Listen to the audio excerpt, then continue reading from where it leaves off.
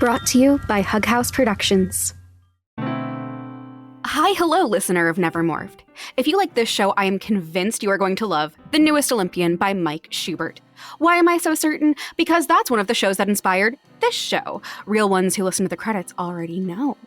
Each week, Mike dives into the Percy Jackson series, which I love, joined by guests who are longtime fans of the Rick Riordan series.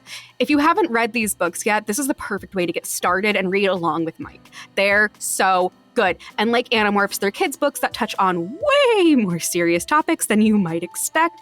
And they're about worldwide mythologies, starting with Greek and Roman. I know you gays love mythology. If you have already read the books and know how good they are, you'll love this series too. The dramatic irony, man. And if you know about the books from the Disney Plus series, Mike has done interviews and conversations with some of the cast of the show on The Newest Olympian too.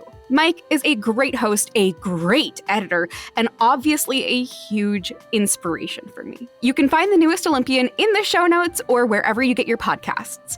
Go subscribe right now and enjoy.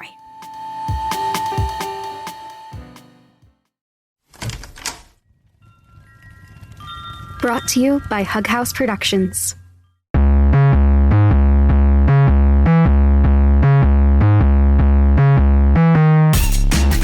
Welcome back to Never Morphed. I am almost free of whales. Let's do this. I am joined once more by C.N. Joseph, you'll hear me call him Noah, and I'm urging you once more to give to the Palestinian Children's Relief Fund and to not stop talking about Palestine, from the river to the sea.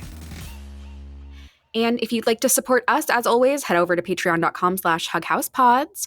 Okay, so chapter 17. Let's finish this goddamn they book. Are diving. They have to dive super, super, super, super, super deep, to the point where they are almost completely running out of air. They are worried that they're going to have to resurface and try again, which that's really scary. I don't think that that's something where necessarily doing more attempts is actually going to be beneficial, because they're just going to get more tired. Their lungs are going to get worn out probably. Is that a thing? That feels like it's probably a thing. Seems right. I don't know enough about dolphins to dispute it. Yeah, sure. But luckily they make it, and they find this meadow, which is in a dome underwater. And my note here says dome, Sandy Cheeks style, because that is precisely what I imagine here, is the Sandy Cheeks dome from SpongeBob. That is what I've been imagining since the first time I read these books as a child. Yes. Yeah, absolutely. That's straight up what that is. And the scenery in here is so fucking cool. So yeah. The grass is blue and is swaying in some kind of wind. There's trees that look like broccoli, and then there's other trees that are orange and blue and they look like asparagus. And then there's a lake, which I do think it's extremely funny that there's a lake in the dome in the ocean. It's very silly. It's very good. I know that the ecosystem in there probably needs it. It's still very funny. And it has transparent green snowflake-shaped crystals. This sounds beautiful. I would like to go here. I apologize that I'm about to make a Beatles reference on your podcast, but the description of the dome does kind of give me the same vibe as the beginning of Lucy in the Sky with Diamonds. Yes, 1,000,000%. I'm with you. Yeah. You get what I mean, right? Yeah. Yep. Yeah. Yeah. So they just barely make it through the airlock system without running out of air. They morph back into human. So they're in this between this first door and the second door, morph back into human. The second door to the dome opens, and immediately Cassie gets knocked unconscious, which my poor girl, she's going through the fucking ringer this book. She really is. She is passing out left and right. My girl needs some rest. She deserves some rest. Perhaps also monitoring for a brain trauma, given how much she's passing out. That's not good for the human brain. No, it's not. It's not. For the record. Then we meet this Andalite. And I was so fucking excited because I remembered him from the TV show. He was one of the only memorable parts because I just adored him. I just loved him. And already we're vibing in this book. Yeah. I love Axe. Axe is my baby boy. I love him. I'm very thrilled to see him as he is in the books because I can only assume it's much better than in the show. I don't know if I even got. I don't know what episode in the show Axe first appears in. I don't know if I even like got to the point where Axe was showing up. He certainly does not show up like this. They certainly are not in the ocean. They don't have the budget for that. I'm pretty sure, if I remember correctly, I think that he just like shows up and he's like, "Hi, I'm here now." This is why an Animorphs TV adaptation should be fucking animated. Animated, yes. Obviously. Like, don't let me keep talking about this. I'll talk about it for 20 minutes. Same. Yes. So we're in this dome ship, and the Andalite, who we have not gotten his name yet, he's like, "Hi, what the fuck are you?" Because, and he's pointing a Dracon beam at them. He's got a gun. He almost kills Marco when Marco like briefly mentions Visser 3's name, because Axe has never seen humans that can morph. That's not supposed to happen. He's very scared. So they catch him up to speed. We get that his name is Aximili Escarouth Isthil. Was that right? Did I get that on one shot? I usually say Escarouth, but I don't know if there's like an official pronunciation over it. I think it's just kind of however you can make it come out of your mouth is fine. Yeah, legit. We call him Axe. He is Axe henceforth. They get him up to speed, which is really sad, because their story starts with Prince Elfangor dying, and Axe says, "Yeah, he was my brother." So that hurt me. And Axe asks, like, did he die well? And they say, Jake says that he also lost a brother to the Yeerks, which also hurt my feelings and made me very sad. They say that he died well. He died in battle, and they tell him that Elfangor was killed by Visser 3. They do not go into details on how, which is for the best. He probably doesn't need to know the nitty-gritty there. Nah, he doesn't need to know about that. So this is very sad, and he is very moved that they did all this and came all this way just to save him, which I thought was very sweet and a little sad, but mostly sweet. He says that he's been living in part of what they call an Andalite dome ship. So this is the top part of a ship that they use to travel intergalactically. And they do this. And also, the ship, when it's not like all fucked up and not just a top part, is shaped like a little mushroom. That's so cute. They like, say what you will about the Andalites, they've got like this certain like aesthetic to them. Yeah, it's very cottagecore, very sci-fi cottagecore. Exactly. And like, that's adorable. Good for them. But one thing this did make me think of is he says it's their way to bring their home planet with them, because it also pisses off the Yeerks. Like, it's like a big fuck you to the Yeerks, which I thought was like, first off, really beautiful, like really cool, really beautiful. It touches on like the concept of not just the physical and practical aspects of genocide, but cultural genocide. Yeah. Which definitely like hit especially hard right now. Given. And I just thought it was really beautiful, but it did also make me question, like, do they have access to their homeworld otherwise? Like, did they just do this on all of their ships and they still have like a normal homeworld? Or was this like, we gotta salvage, we gotta conserve? We'll see. I'm sure. Doesn't give me a lot of faith. And he got cut off from the others when Elfangor crashed because he's too young to fight. Their laws don't allow for him to fight. And the Animorphs are like, same, bestie. And he's like, but you're here. And they're like, that is correct. And he's like, oh no. Uh-oh. Uh-oh. Not child soldiers. Can I just say also real quick, in a future book, we actually get, in a future Axe POV book, we actually get like a flashback to him, to like the dome ship crashing and like his last interactions with Elfangor, and it is like so heart-wrenching, and I think you're really going to like, I do really love Axe. Like, he is just a kid too, you know? Yeah. Like, he's an alien, but like, he is also like he's too young to legally fight. Yes. Like, he's a kid. He's not supposed to be doing this.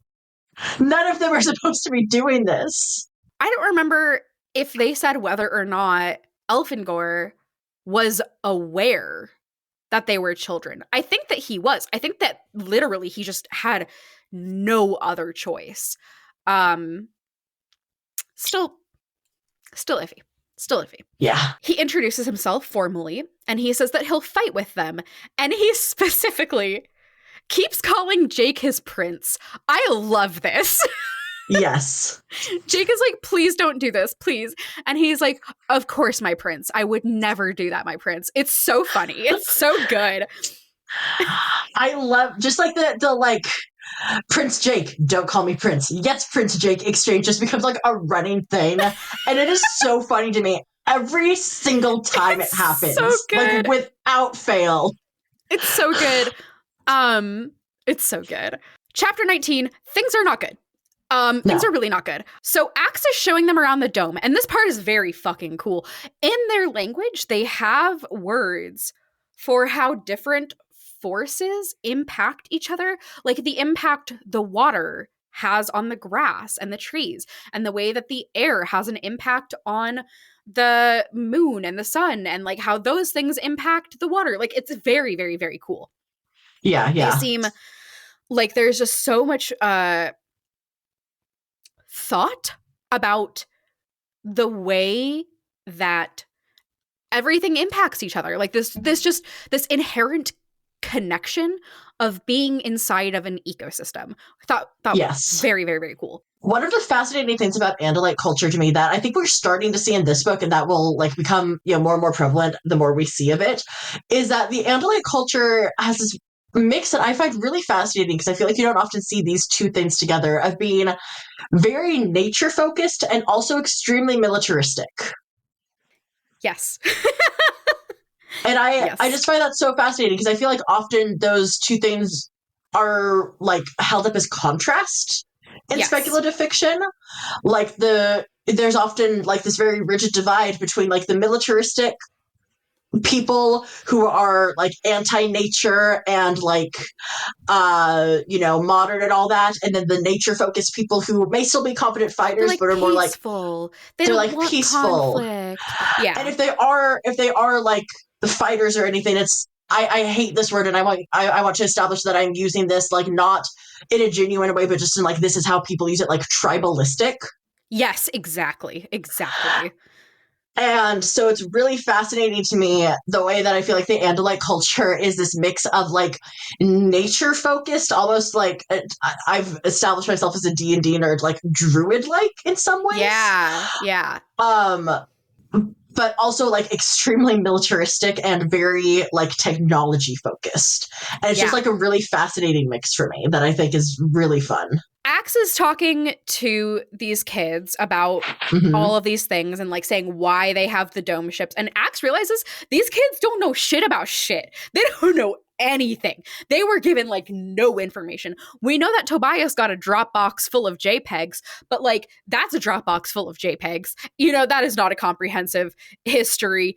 They've got the artifacts on them. Like, they're so hard to discern. Right. So crunchy. He's like, yeah, so they don't just come and like take your bodies. They raise the planet. The whole thing is that they're going to make that planet as much like their home planet as possible, which means everything on your planet is going to die. It has to die other than what will sustain their host bodies. Like, that is what the Yeerks do. That's what they've done across the galaxy. This isn't just, we're taking your bodies over. This is, again, a full planetary genocide. I don't know what else. Yeah. I'm sure there's a word for this. I think that there's an Orson Scott Card book with this word. I don't remember, but fuck Orson Scott Card anyway. Yeah. But like this complete destruction of this planet, and they did not know this. And then Axe says just the worst shit. Just the worst shit. He says, there are only 3 races left in all the known galaxy that still fight the Yeerks, and only the Andalites can stop them. My next note is, they're so fucked. They're so fucked. I'm still convinced that there's like no Andalites left, because Visser 3 keeps saying that he killed all the Andalites. He told the Council of 13 that he killed all the Andalites. I think that they're all fucking dead. So if they can't stop the Yeerks, they're fucked. They're fucked. And Rachel, I love her so much. She's like, wow, okay. So how did you all fuck this up this bad? Like, it's so not an okay question to ask. Yes. It's such a fucked up question, but like, I love her. Like, can I, and feel free to say no to this. So I know you said you like do not want any input on like your theories and stuff. Yes. Do you want me to say something when I think that you are having like a misunderstanding of something you've read? Or do you want to just like let that work itself out? Yes. Visser 3 was not saying that he has eliminated all of the Andalites. He was telling the council that he has eliminated the Andalites who were stationed at Earth. Oh. Yes. Oh. He was talking specifically about like Elfangor's crew, who was like stationed orbiting around Earth, and saying that he has taken out specifically those Andalites. I literally thought that I thought that Elfangor and the other Andalites with him only ended up on Earth because they were crashing into the atmosphere, and like they were like being chased or something through the galaxy, and like they accidentally happened upon Earth. Well, this is good knowledge. Thank you. Yes. And I'm going to stop there because I do think that there are there's some other stuff that I think is going to become a lot clearer in the first Axe point of view book, which is coming up pretty rapidly. I think it's like, I can't remember which, but it's happening pretty soon.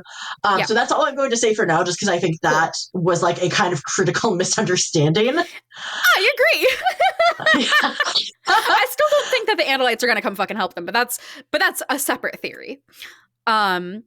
But yeah, Rachel fully asks, like, so why'd you fuck up so bad that they are all, that this is happening to us? And Axe is like, fuck you, which is so valid. And Cassie is like, okay, let's go home, please. Which is also so fucking valid. Cassie is like, I'm not putting up with this horse shit.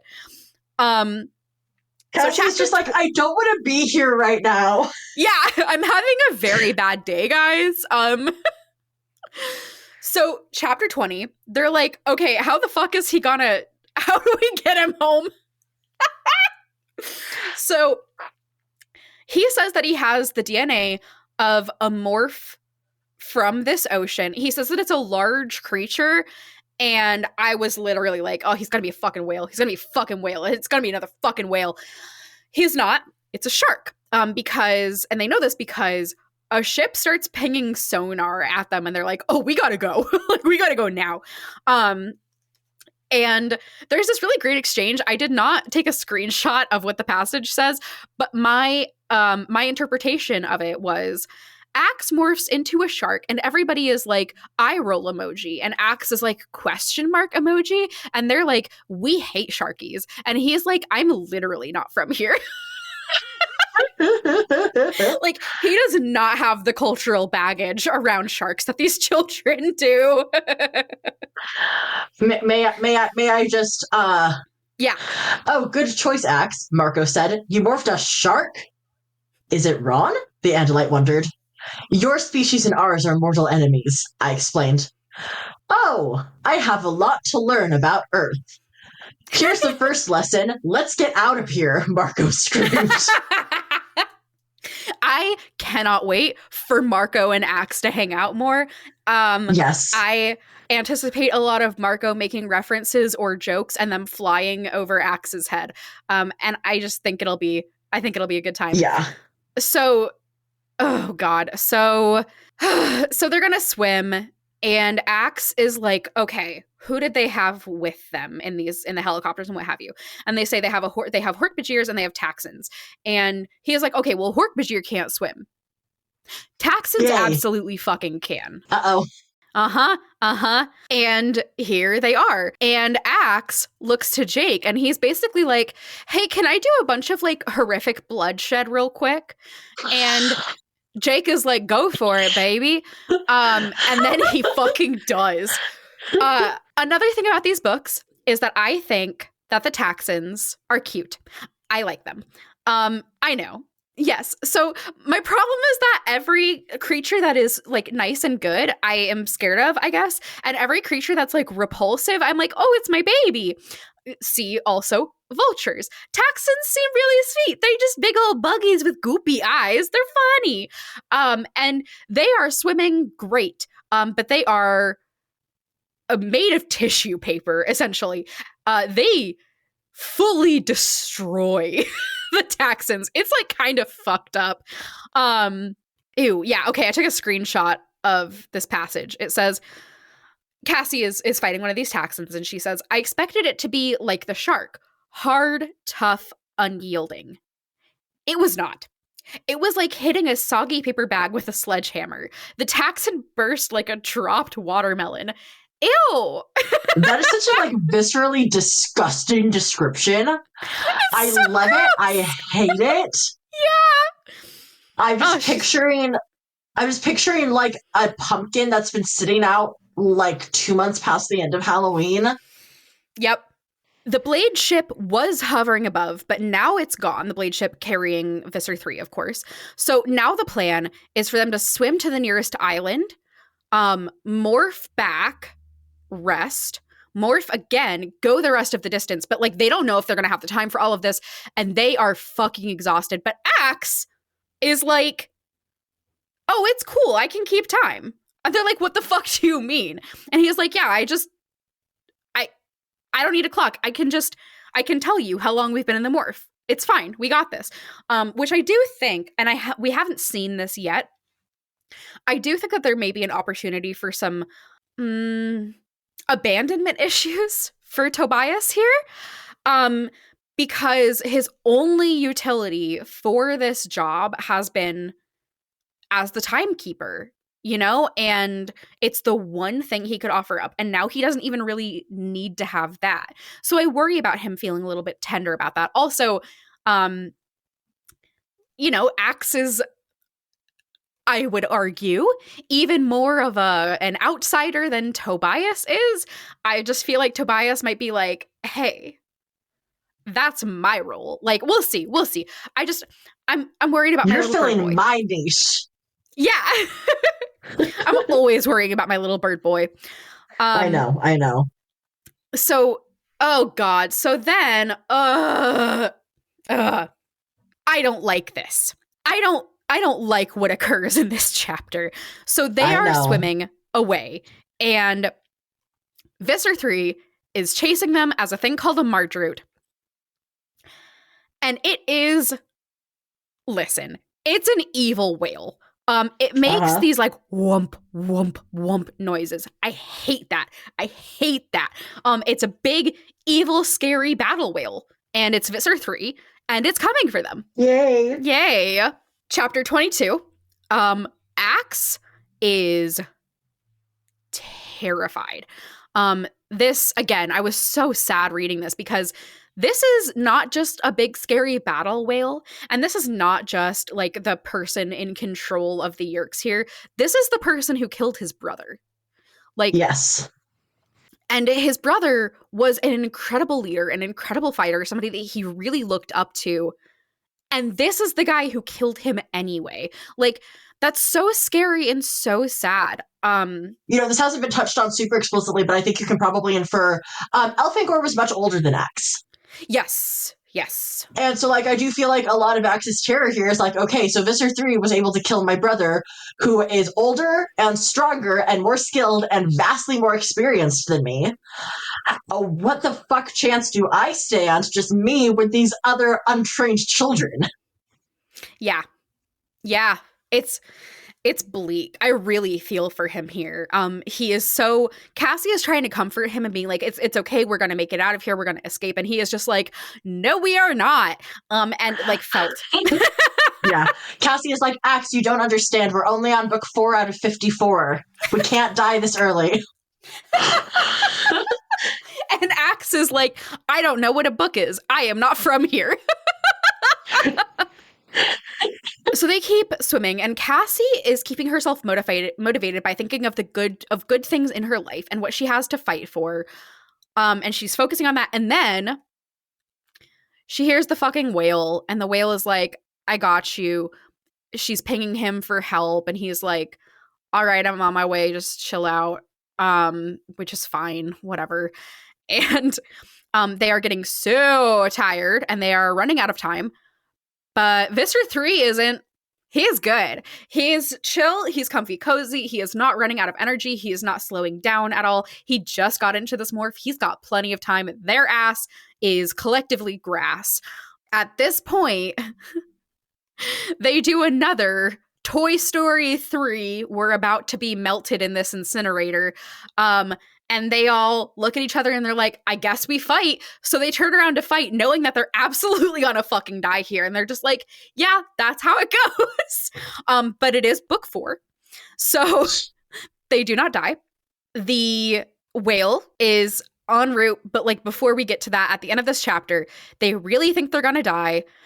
Right before Cassie lets go of everything and just kind of says goodbye to existence, Jake and Cassie confess to each other for real. It's great. I am so happy for them. I can only assume that things will be very awkward for them for a little while because they do not die. Okay, we're so close to the end of this book. We're so close. We need to get to the end of this episode. Yes. So, chapter 23, 5 whales come save them. I hate it. I hate it really bad. I hate it so bad. I know. I really hate it. I'm sorry. Bad. It's okay. I love it. I'm sorry. Yeah. Yep. It's good. Sorry. Good for everyone involved who isn't me.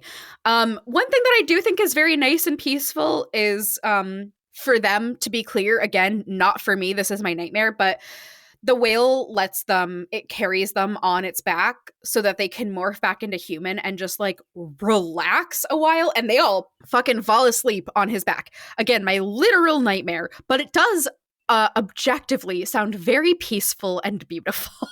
For someone who isn't you. For literally anyone who isn't me, yeah. And then they wake up and it's sunset and they're nearby shore. Again, beautiful for someone who isn't me. And they're hanging out niceies on the whale's back. No, is my note. And that is how I feel.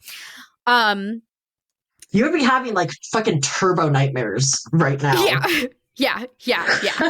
I would genuinely be so scared. I would be throwing up to like constantly. So Jake and Cassie have a nice little moment where Cassie is telling him her thoughts about consent and like these dolphins. And he's like, well, the dolphins live on the earth. So like probably they would want us to save the earth and probably they would be okay with that. And she's like, oh, okay, that's a pretty good perspective to have, which I thought was very sweet. They swim back to the river, morph back to human, and then they're like, hey, what the fuck do we do with Axe? So Axe takes all of their DNA and he becomes their baby. Like, he's just all of their genes mashed into one to become a very interesting looking person. It says, he did not look normal. He was of medium height, a perfect balance between Rachel and Marco. He was of medium build, somewhere between Jake and Marco. His hair was brown, with just a little bit of Rachel's gold and a little of my curl. His skin was the color of light brown sugar, a blending of my brown and Marco's olive, and Jake and Rachel's pale. He sounds to me, and granted, I am coming from a very specific perspective here, he sounds like he looks maybe like vaguely Mediterranean, maybe Middle Eastern, maybe North African, hard to say. In the TV show, I remember him being a white boy with brown hair. That was it. They were like, he's a guy. I would have sworn that his actor in the TV show was like Latino or something. Was I totally wrong about that? I didn't actually get that far. Maybe. Oh, no, I'm sorry. His act, I did that thing where his actor in the TV show, I did the thing where I thought that his Italian name was like Hispanic name. No, he's Italian. Anyway. I was going to say he sounds Italian to me, but then I figured I'm just Italian, but they cast an Italian. Yeah. They did cast an Italian. So I guess the producers of the TV show said, okay, if you mix a Latino boy, a black girl, and 2 white kids, you get an Italian man. Well, the amount of times that Hollywood has cast Italians as literally every other race, notably Native Americans, also Middle Eastern people, like, yeah, sure. Okay, sure. Classic Hollywood. So, this is the first time that Axe is meeting Tobias. And they have a really sweet connection. And Tobias is like, yeah, I was with Elfangor when he died. I'm so sorry. Because we know that Tobias had that connection with Elfangor as he was dying. And then Axe, he has this like vocal tick, kind of. He has like a bit of a stutter. He'll repeat phrases very often because he like doesn't know how to have a mouth, which I just loved. I thought it was delightful. I really love that, how like the books like very much acknowledge that like it is weird for Axe, who is from a species that does not have mouths, to like figure out how to speak verbally. Yes, I love it. It's, again, good writing. And it also is very endearing. Axe is just a little cutie so far. And like, I love that he's like figuring things out and having fun with it. I just thought it was nice. Then the last chapter is literally just, well, they say that Axe is gonna go live in the barn by Cassie. And then the last chapter is Cassie going back to the gardens, going to the dolphin tank, showing them that she is morphing into them, and waiting for their reply. And their reply is, let's play. And she plays with them. And I just thought that was such a beautiful ending of this book. Like, I was actually pretty moved by it. It felt like such a good conclusion to these worries that she's having. It felt like her finally getting a moment to decompress and like feel good about the choices that she has made here. Just very, very well earned ending here. Yeah, big agree. And that's the book. That's the book. We've made it. We've made it. We are 3.5 hours into this recording. I promise I will try to be a bit more succinct with future recordings. I probably won't. Yeah. I want to hear your prediction about what Axe and Tobias's relationship is going to be like. I really feel like it is going to be contentious. I don't know what it is. I feel like Tobias is just going to feel very self-conscious around Axe. I think that Tobias definitely has abandonment issues, and issues feeling othered, and I feel like a lot of attention might go to Axe that otherwise previously would have gone to Tobias, and I think it's going to make him feel less valuable and less important, and I worry about him there. Very interesting prediction. Thank you. Thank you. Thank you. Did I do a good job controlling my face this time? You really did, actually. I'm pretty Thank impressed. you. Good job. Good job. Yes. Anything else? I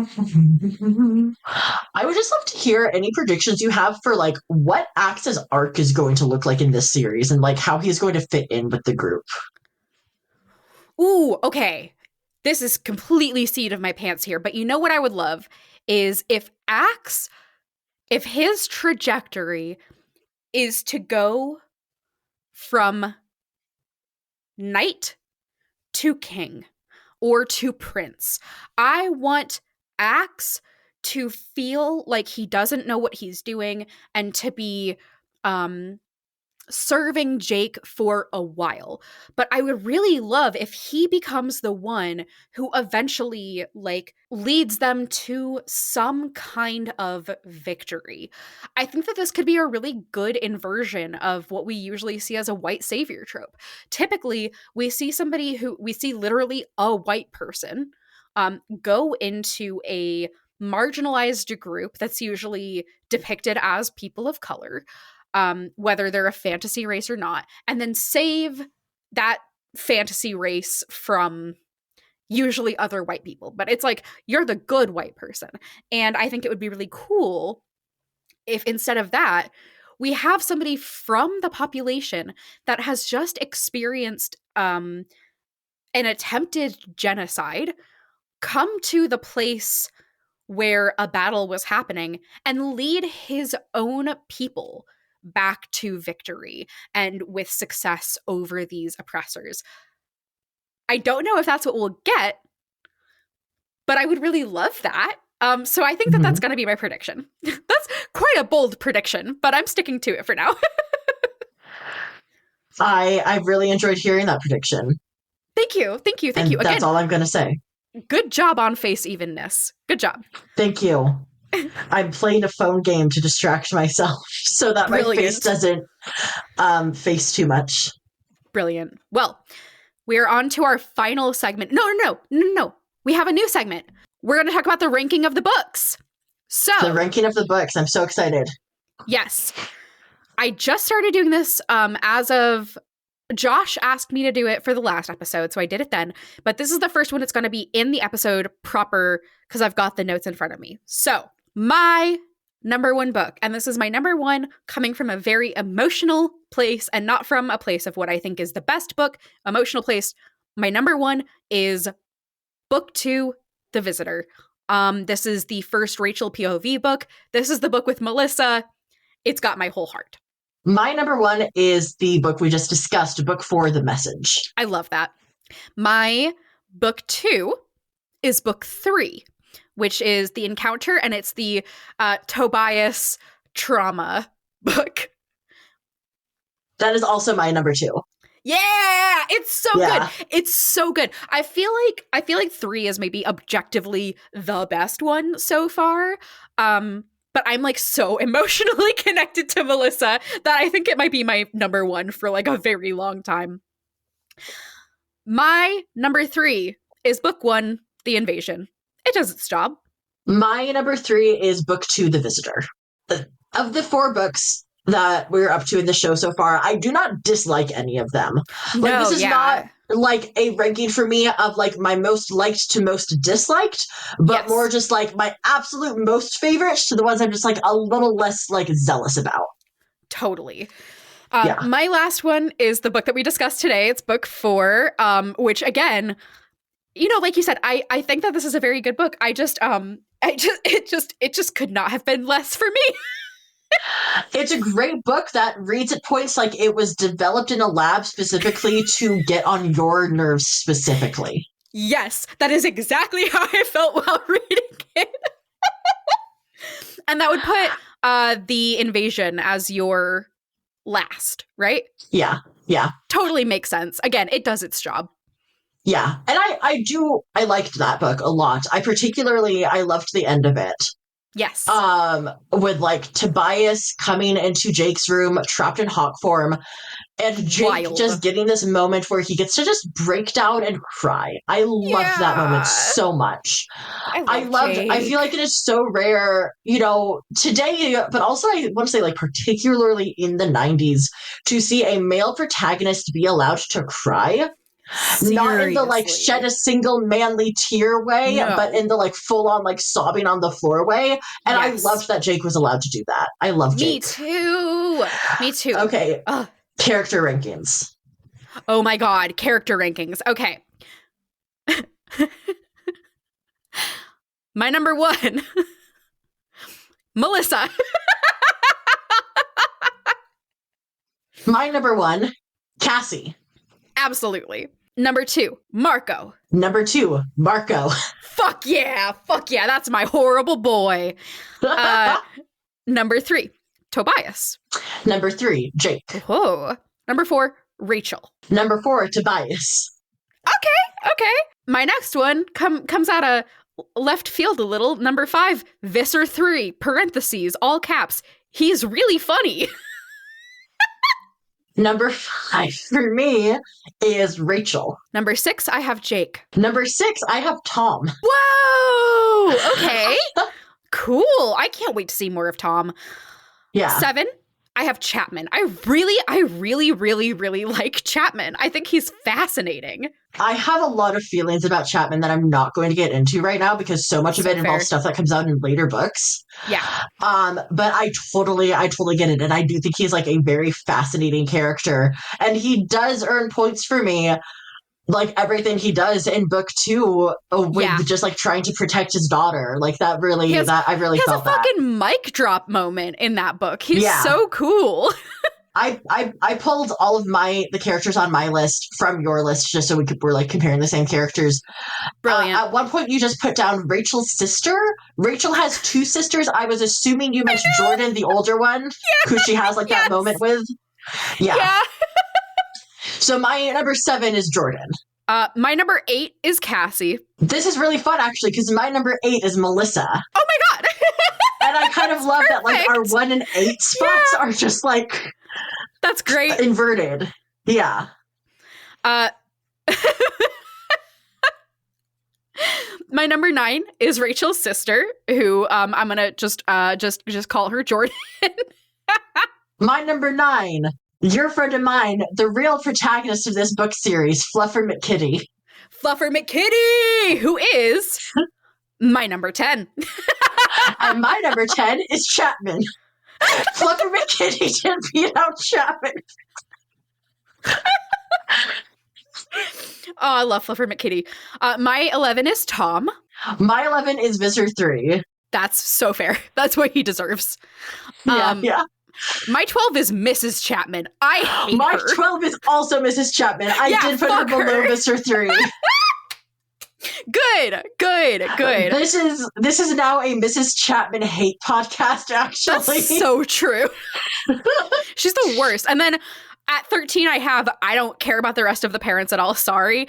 And then at 14, I don't know Axe well enough to put him anywhere.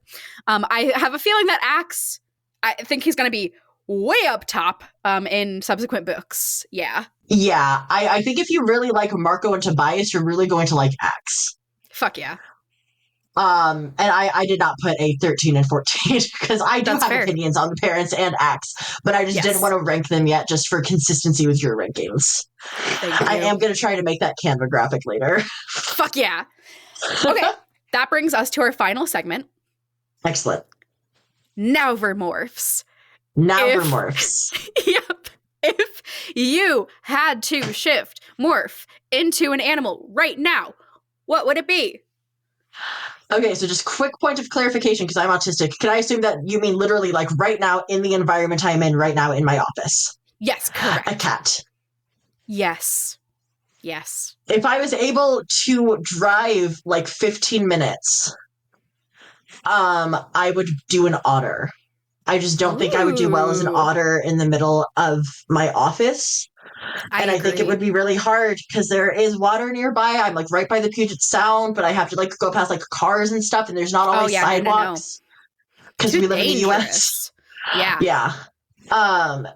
And if I could get down to the water first, I would do an otter. I have a little otter plushie that I've been holding throughout this entire recording. I love otters so much, but I don't think an otter is well suited to a home office environment or an apartment complex. So I would be a cat. Yeah. For me this time, I'm going to go for a raccoon. Yeah. First off, they're so cute. Second off, they've got mischief souls.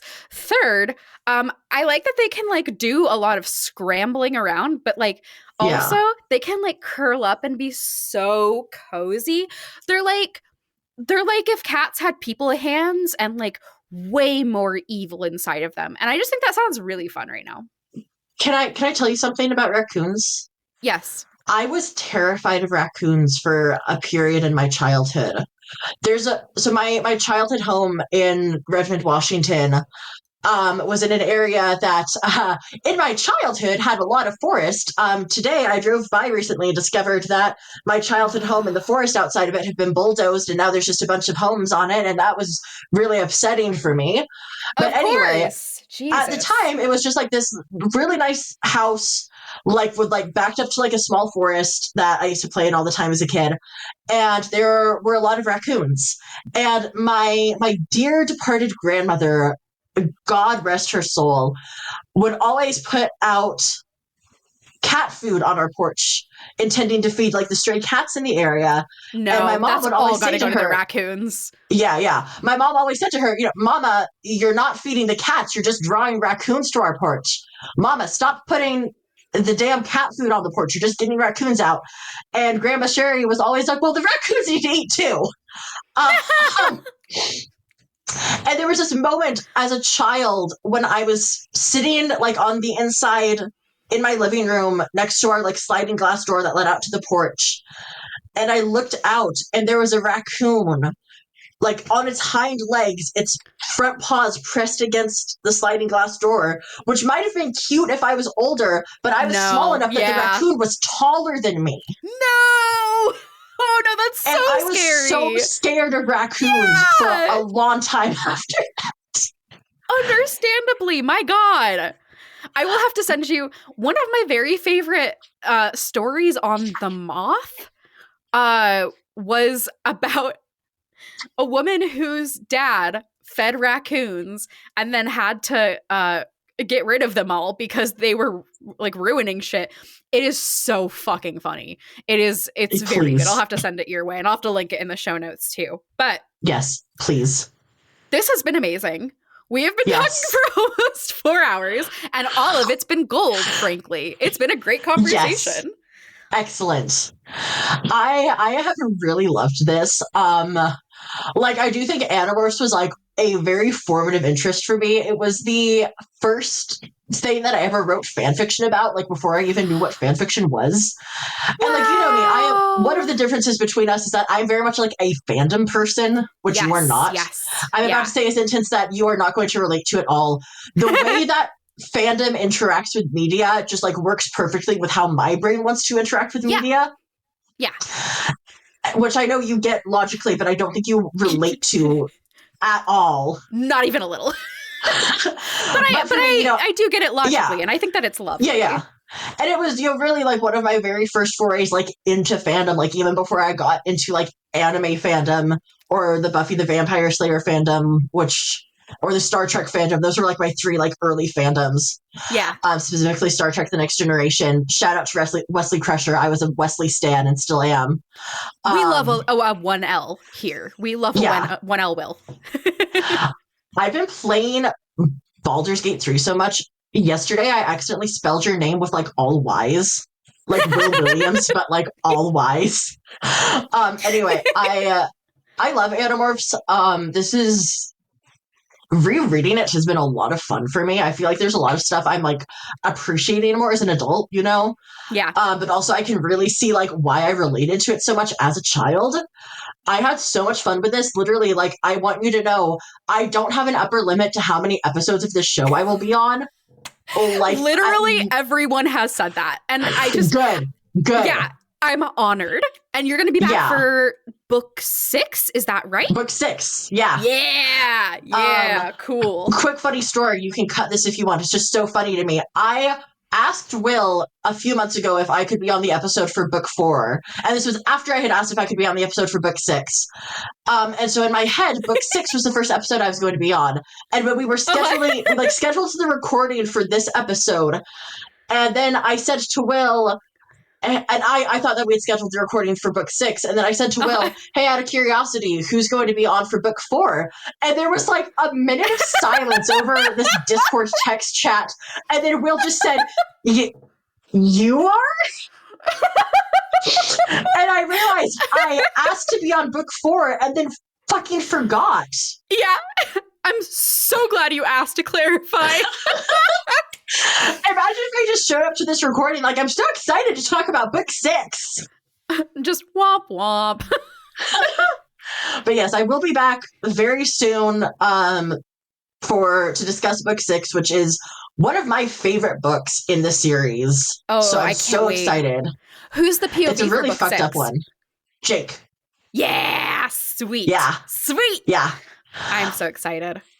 It is a great Jake book. We get a lot of Axe in that book, which I'm really excited about. And it is just, I'm not going to say anything about it because I really think it is best if you go into it just like not knowing anything. Totally. Do you know anything about like the plot of book 6 right now? No, I don't even know anything about the plot of book 5. Great. Awesome. Yeah. I would say preserve that as much as possible because I think that book 6 you get the best impact from it if you don't know what's going to happen, you know? Oh, that's my favorite kind of media. I'm so excited.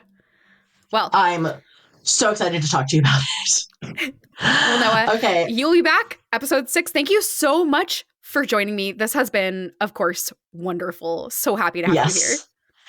I've had such a fun time. I'm so excited to do more books. I think I've already signed up for like 4 more books or something. Good. So I'm so excited. I love you. I love this. This was great. I had such a good time. I love all of the things you have to say.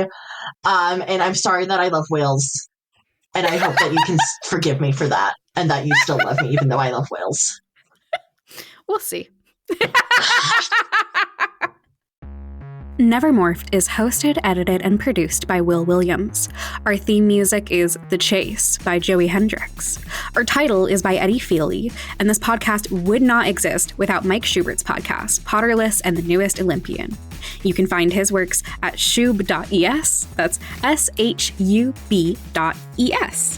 Never Morphed is a proud member of Hug House Productions.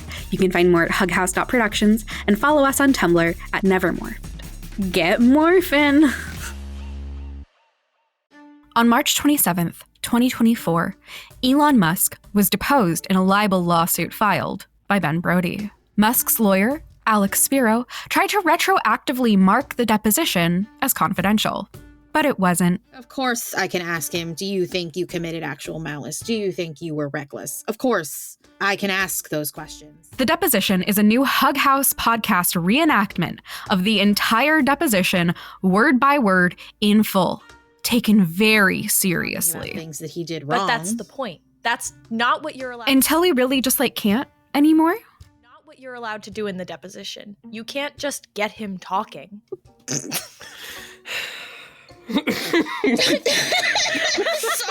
The deposition drops on the 4th of July, 2024, with 4 weekly episodes. Subscribe on your podcatcher of choice or find us at hughouse.productions today.